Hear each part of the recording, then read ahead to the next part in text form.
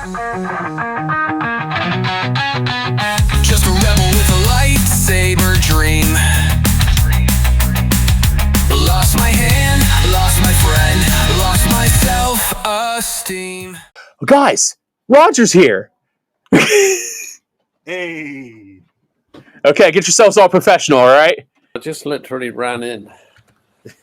Oh, no worries. Yeah, we were just kind of hanging out.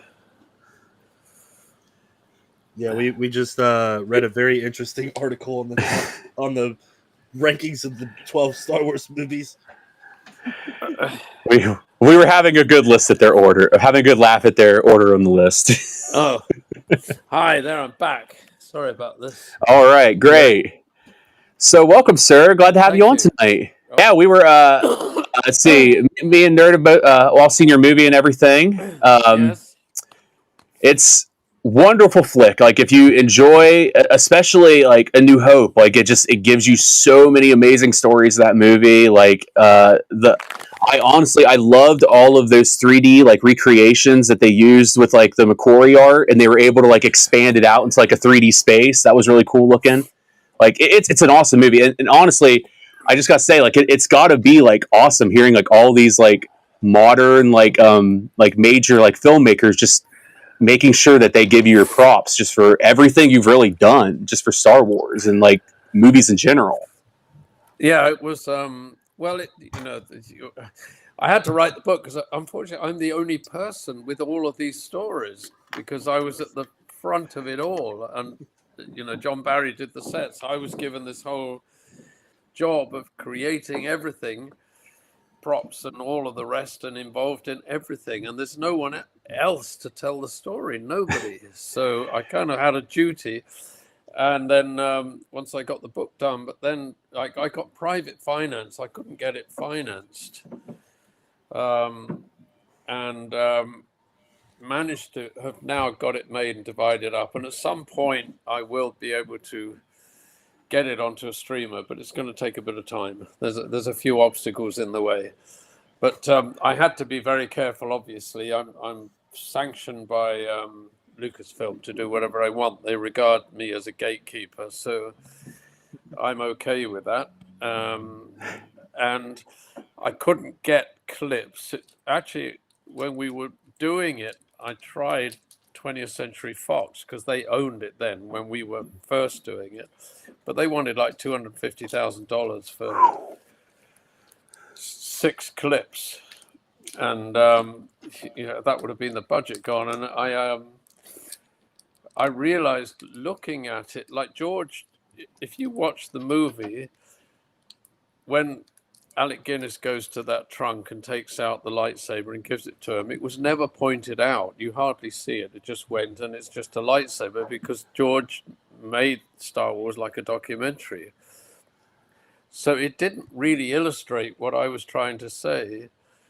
And I had the same experience with nearly all the clips that I'd wanted to use. So at the end, I thought, you know what, I found a company through the American financier, and we did very high generation then animation, and I just designed sequences to go with it, better illustrate, I think.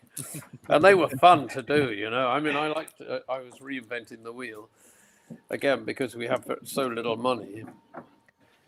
And a lot of this during COVID, my editor and I were locked in an editing room for an entire year.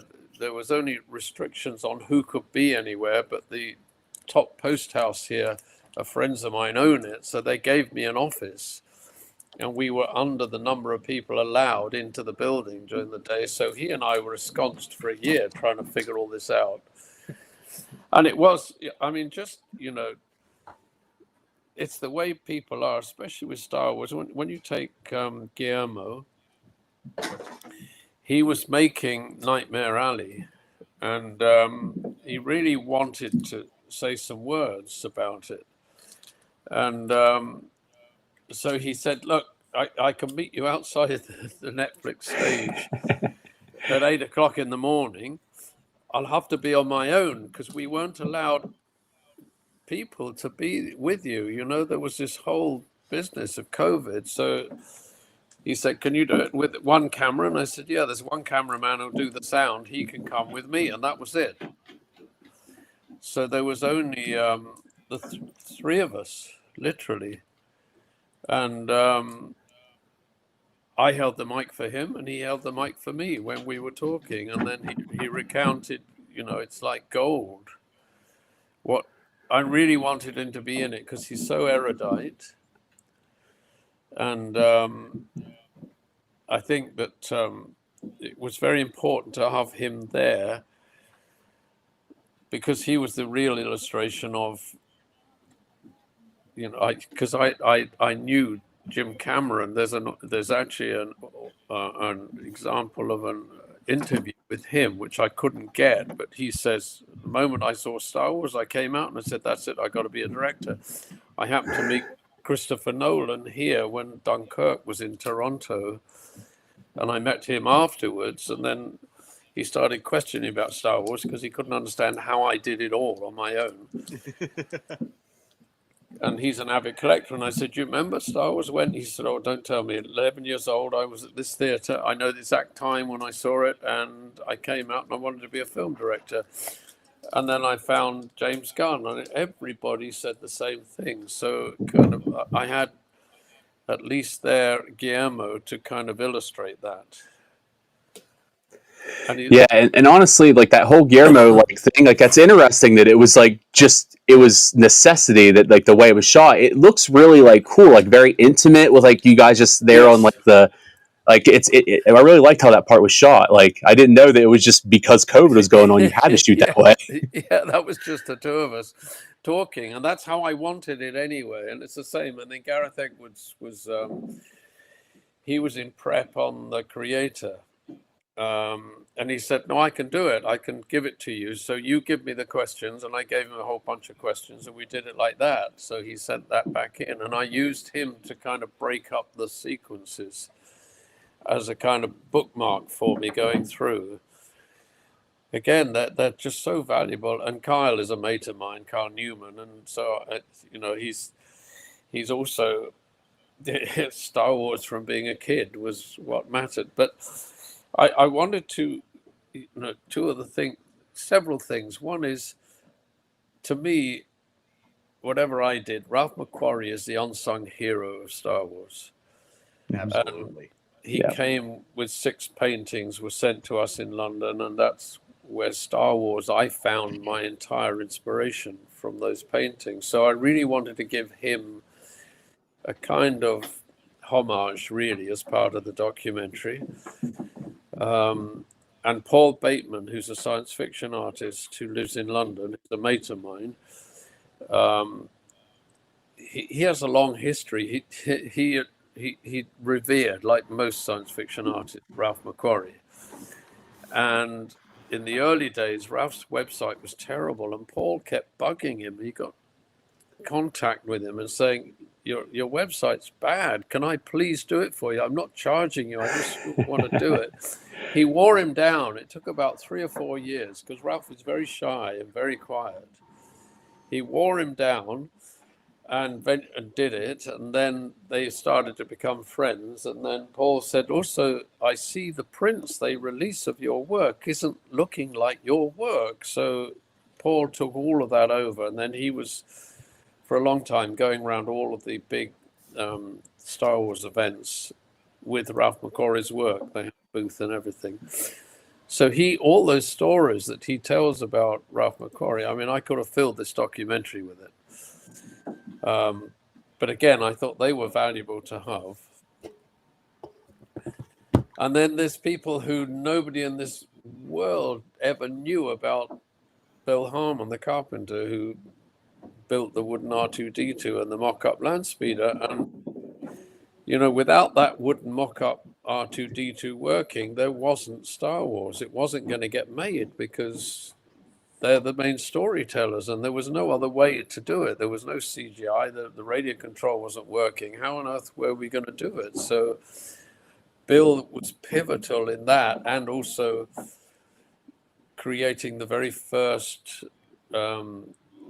rough mock-ups using wheelbarrow wheels and bits of wood to make the land speeders, things like that, you know. And I think I just, without ego or anything, I just wanted to show people this is what went on. This is how we made this film, because no one can quite believe it. But what in England we made it with string and sealing wax.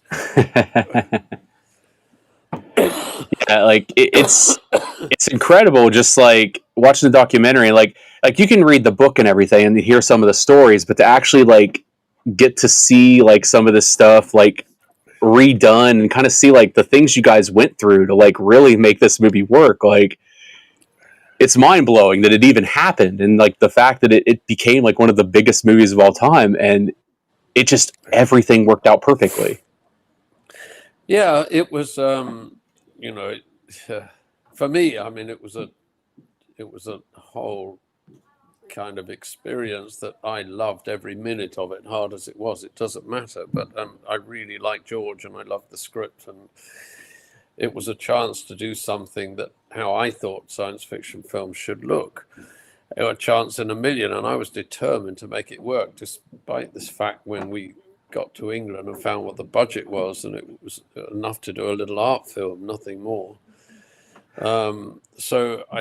But me being fairly stubborn, and I've been through quite a few different movies that we had very little money on, but they were really imaginative movies. So I'd already got practiced into how to do stuff. So I think it all came together at that point. And John Barry, bless him, just a genius, this man, a huge loss to the film industry when he died so young on Empire. And he George doesn't say much. He's not that emotional, as you know. He never says anything. But one day on Phantom Menace, when we were in prep and I was walking across the stage with him in Leavesden Studios, and he stopped me and he said, Roger, I really miss John Barry. And for him to say that, it's like such a weighted statement. And I said, I know, John, I miss him every day. George, I miss him every day. And